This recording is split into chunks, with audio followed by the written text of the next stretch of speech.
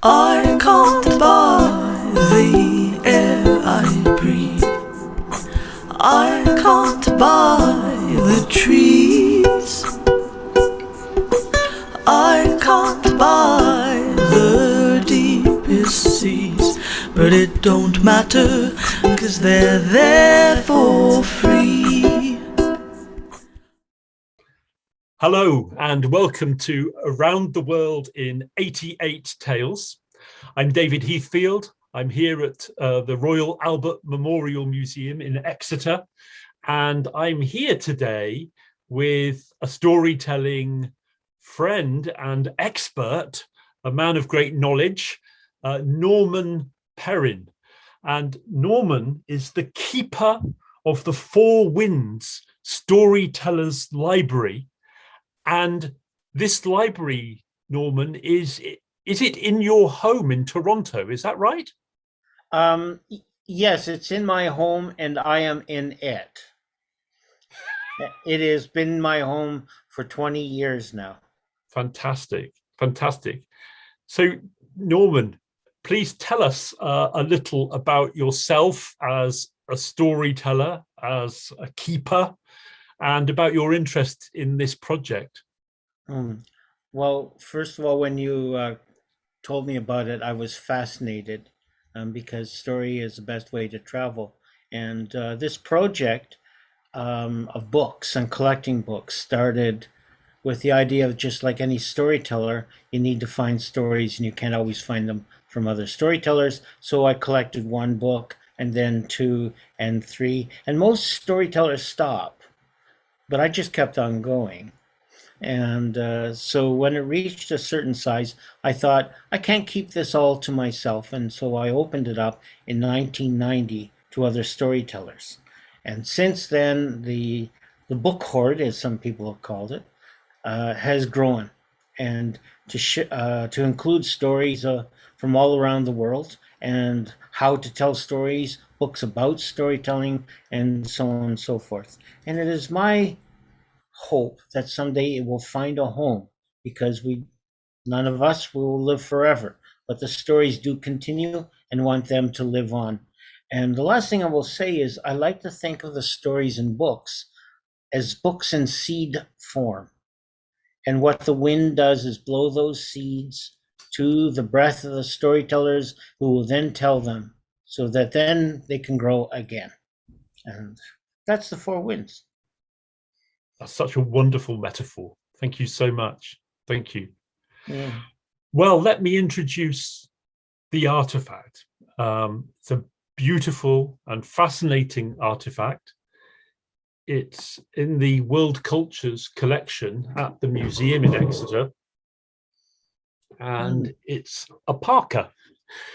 You can see the parka here, or a picture of the parka, I should say. And let me just, and this parka was collected in the Aleutian Islands. And let me show people where the Aleutian Islands are. So the Aleutian Islands are linking Alaska. Oops, maybe I should just turn off the magic screen for a moment to show this. So they're linking Alaska to going towards Russia, and it's a chain of islands. Can you see here? Yes, I can see them.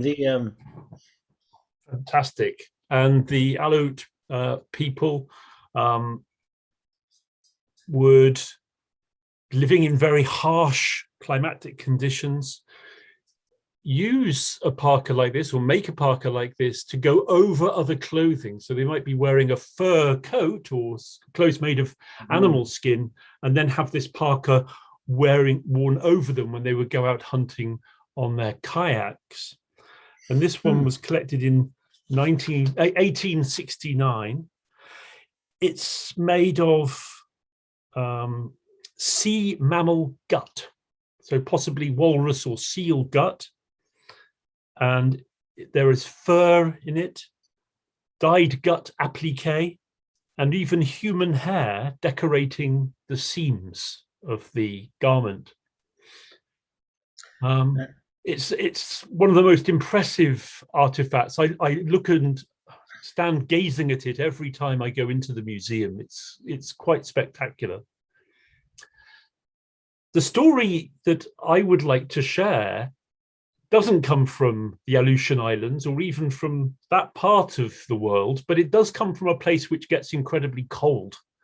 It's a place, or it's the steppes of Kazakhstan.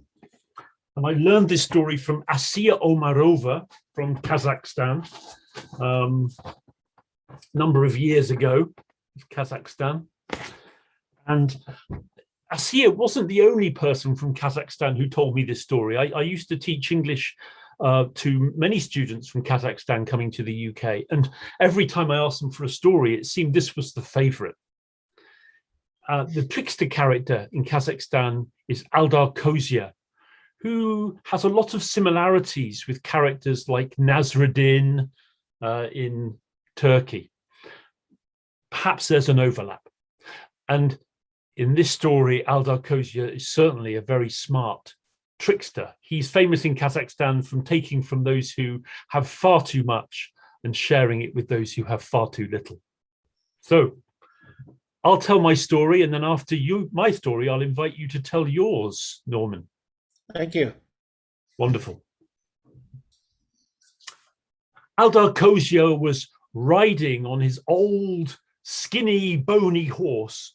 It was bitter cold. The snow was deep on the Kazakh steppes, and he was only wearing an old coat with holes, 70 holes in all. And the cold wind blew through those holes. He was freezing in that winter space. And as he rode on, he saw riding towards him, coming in the opposite direction, the landowner, the greedy Bai. Aldar Kose was quick-witted and had an idea. He threw his coat full of holes open and began to flap, saying, "Oh, it is like summer. I am so warm. May it be spring, even though it's winter." Well, the Bai stopped in his tracks, even though he was making good progress on his fine horse. He stopped. He was wearing a thick fur coat, a thick fur hat, and said to Aldar Kose, "What are you talking about, fool? It is cold, bitterly cold. How can you be warm?" Aldar Kose said, "I don't really know how it works. It seems that all of the cold goes out through the holes in the coat, and it magically keeps me warm. My father gave the coat to me, and I really don't know why it is so magic." "Magic coat?" said the Bai. "I am a man of great significance. I should have anything that is magic myself." "Oh, no," said Aldar Kose. "You see, it's full of holes. The coat is for me only. My father gave it to me." "No, I should have it," said the Bai. "Give me the coat, or let me at least give you something in return." "I can't," said Aldar Kose. "My father warned me that the coat must remain in my hands and no one else's. I'll give you my thick fur coat in exchange for yours," said the Bai. "I can't," said Aldar Kose. "I promised my father." "I'll give you my fur hat as well," said the Bai. "I'll even exchange my horse for yours. Listen, I must have that coat." "I don't know about this," said Aldar Kose. "My father made me Listen, I'll give you this bag of coins as well." Aldar Kose reluctantly took off the coat full of holes and handed it to the Bai. He put on the thick fur coat, the fur hat. He climbed onto the Bai's horse, and as quick as he could through the snow, he began to ride away. Behind him, he heard the Bai shouting, "Come back, come back! This coat, I'm flapping it like you did, but it's useless. Oh, it's freezing cold. This coat isn't magic. It doesn't work." Aldar Kose carried on riding, but called over his shoulder, "Oh, I remember now. My father warned me that the magic would only work for me." Well, there we are. Aldar Kose, very smart fellow. Well, thank you very much for the comments that are coming in the Facebook. Yeah, Sue is here from South Africa, and Tammy and Maria Teresa in Argentina. Thank you very much for joining us. I'm looking forward to reading your comments when you finish listening to our stories. But I'll now hand over to Norman, and we had an interesting discussion, Norman, before we began this session about this artifact, which was collected, but we don't at the museum don't have the details of how. Perhaps it was traded, we don't know, with people from the Aleutian Islands. Yes, and and so often the story of these things are lost because they weren't considered important at the time. But the fact is that today you handed the challenge of a story to go with that on a very important day here in Canada. Canada had a history, particularly with the residential schools. That's again a long story, and for another time. But the relationship with First Nations has been a mixed one. As settlers, my ancestors came and were welcomed with the gifts of learning how to hunt, learning how to live with the land. And in return, those gifts weren't always fully appreciated to this very day. And so Canada has initiated a day of truth and reconciliation. And that is today. And really, it should not be just one day, of course, each day and the way we live. This orange I am wearing is from an incident that happened years ago when a young girl, proudly going to school on her first day in her orange shirt made by her grandmother, was forced by the teacher to take it off and another shirt replaced with it. And from that has created a movement. And that movement become the Orange Shirt Day. Again, that's a very long story. We're talking a history of an entire country. And how can I encompass all of that in one single story? And that kept me awake last night. What is the story to tell? Well, this is the story that came up. Because although it is not about a garment, it is a First Nation story from Abenaki people, Passamaquoddy, in fact, and detailed. And it is a story told by Joseph Bruchac, who I know is a colleague storyteller. And this is a story about reconciliation. And how reconciliation comes into it, well, I will tell the story and you can decide on that. Before I do that, I have something very brief I want to do, because a land acknowledgement. I am telling this story from Toronto, from the land of the Treaty of One Dish and Two Spoons, of the Mississauga, the Haudenosaunee, and the Port Credit, and all of those who have lived here before, and all of those who are now living here to share their stories. I wanted to bring tobacco, but I didn't have any. But I have cedar, which is one of the healing plants. And so I put that in my bowl. And you may notice my bowl is broken. And I thought, this is a perfect symbol for the story I'm about to tell. Here's the other half of that circle. Whether or not it'll become a vessel that can be used as a bowl once again, that's up to the future. But this story gives hope that this can happen.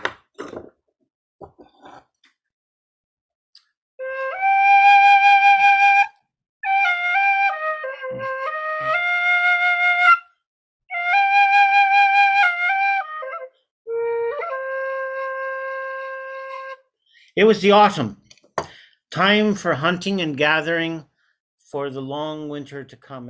And a young woman of the Passamaquoddy people were going to a part of the forest of their lands that few people had gone. Although game was plentiful, the fishing was good, there was lots of berries and nuts to gather. And why did they not go there? Fear. fear of the Chenoo. The Chenoo was a monster, a spirit, some said, but for a spirit that was always, always, always hungry. When it came to people, it would howl its strange howling sound and then run after them. The people would be paralyzed with fear and they would be devoured by the Chenoo. The Chenoo was always hungry. The more it ate, the hungrier it became. But the hunting would be good. So the girl and her three brothers came to this forest.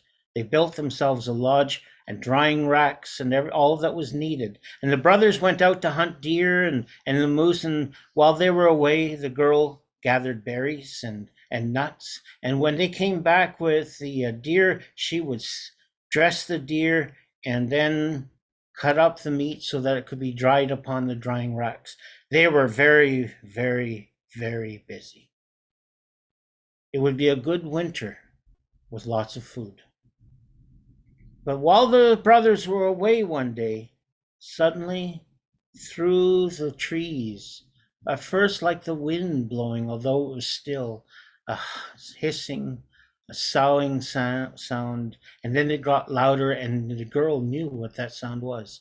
It was the howl of a Chenoo. And the Chenoo burst out of the trees and started running towards her, its long teeth and his long shaggy fur, and his eyes were blazing, and it howled at her, and the Chenoo expected her to start screaming and run away, and then it would eat her. But instead, the young girl just said, "Grandfather, it is good that you are visiting us. We have been lonely here. You must be hungry. Sit down. There is food to eat." And she took a bowl and she put some of the dried meat into it and held it forth. No one had ever done this to the Chenoo before. It stopped. It didn't know what to do. And then it sat down. And the young girl brought the basket of food over, and the Chenoo ate it, and that was good. More! And so she took some more of the dried meat, and he ate that. And then she brought him bowls of dried berries, and he ate that. And he ate again and again, and more. He cried out, "More! More!" And while he was eating the last of the food, her brothers came from the forest carrying a deer between them. She called out to them before they could say anything. Brothers, bring the deer over here. Our grandfather is hungry. Welcome our grandfather." And the brothers didn't know what to do, but at the command of the young woman's voice, they brought the deer over. They laid it in front of the Chenoo. And the Chenoo grabbed hold of the deer and he ripped it from limb, and he ate it as it was raw, the blood dripping from his lips and fur. And finally, when he had eaten the entire deer, he just sat there. The only thing left to eat were the people sitting on the ground in front of him. And for a long time, the Chenoo was silent. And then it said, Granddaughter, you must do exactly what I say. Build me a sweat lodge and make enough rocks and heat them red hot." And they did that. They built a sweat lodge. They heated rocks until they were glowing white. And the Chenoo went inside the sweat lodge and said, "Bring me the rocks." And they put the rocks in. "Bring me water." And the water was brought, and the Chenoo threw the water upon the white, red, hot rocks, and steam filled the sweat lodge and came out of the cracks. "More water!" And the water was brought. "More rocks!" More rocks were brought. More water. And there was this hissing of steam until at last there was silence. There was silence for a long, long time. And then a thin, bony hand reached through the doorway of the sweat lodge. It was followed by an old, old, old man who blinked at the sunlight as if it hurt its eyes. He looked around and saw the young woman. He said, "Granddaughter, there is one last thing you must do. You must build a fire. I will cough. I will cough and cough until out comes a sliver of ice. You must take that ice out and throw it into the fire. Otherwise, all will be lost. All will be lost." And he began to cough. And he coughed, and it seemed as if those coughs would rip apart his thin, thin frame, until at last a shard of glittering hard ice went flying through the air and landed in front of the young woman. And she grabbed hold of it, and she threw it into the fire that had been made. And with a final hiss, the ice heart melted. And the old man, their grandfather, sat down beside the fire. And the young woman said, "Grandfather, you must be thirsty too." And she gave him a bowl of tea, hot steaming tea that he drank.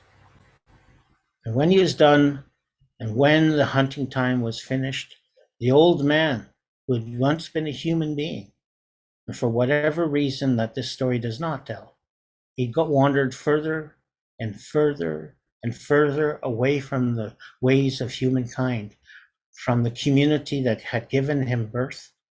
And now, once again, with the young woman and her brothers, went back to rejoin the humanity that he had left long, long ago. And that is the story I have given for this day of reconciliation. And I hope that you have heard it. And thank you for listening. Norman, we've heard the story, and I think it's so apt for this day of truth and reconciliation in Canada, but it's appropriate, of course, across many, many nations around the world.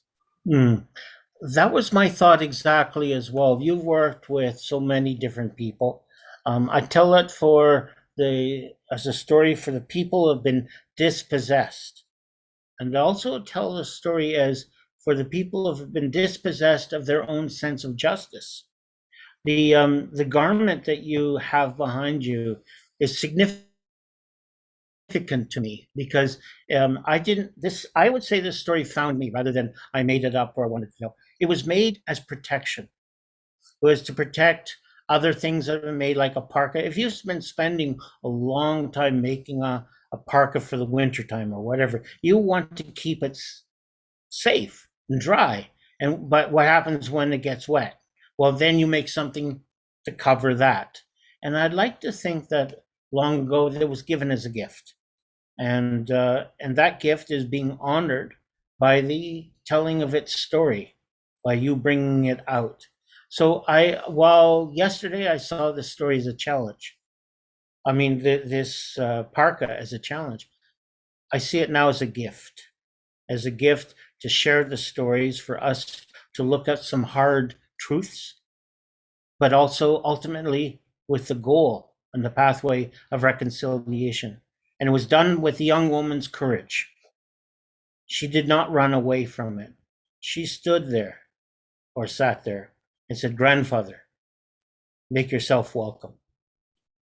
That was such a powerful moment in the story. Well, with those wise words, Norman, we'll say goodbye for this session. We're looking forward to more stories very soon.